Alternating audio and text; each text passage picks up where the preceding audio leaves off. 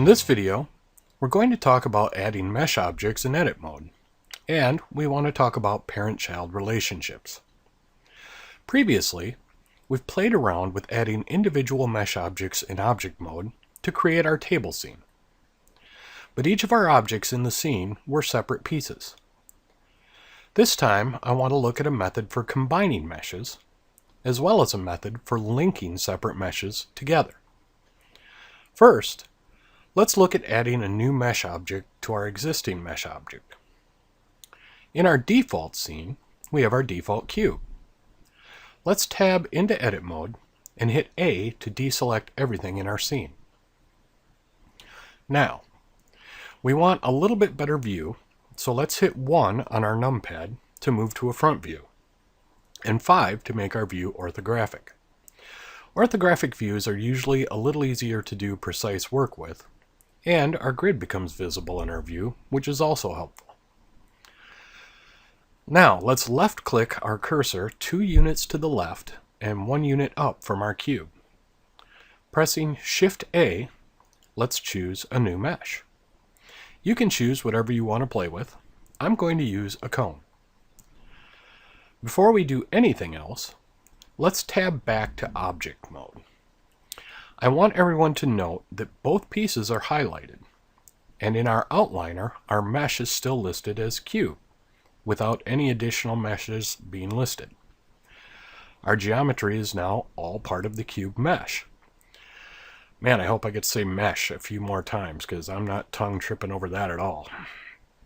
Anyway, let's tab back to edit mode and slide our cone geometry over to our cube geometry. I'll hit S to scale down just a little bit. Now, let's tab 5 again to return to a perspective view, and then let's move ourselves to get a little bit better look at our work.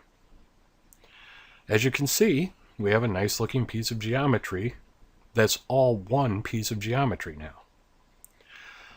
Let's tab back to object mode and hit A to deselect everything. If we then right-click to select our cube, we can see that both pieces have become the one piece of geometry. So that demonstrates one method to blend, get it, blend, yeah, 2 meshes into a single mesh. However, we may want to keep our meshes separate, but we still want them to react to the same transforms that we make. That's where parenting comes in. To demonstrate that, I've placed a blend file in the asset folder of this series called Door Example.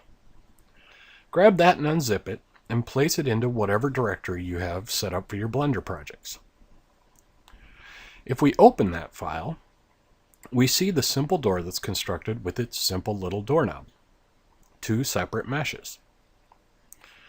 Now, if we select our door object and click R for rotate and Z to restrain that to the Z axis, we see the immediate problem. Our door handle doesn't move with our door because it's a separate mesh.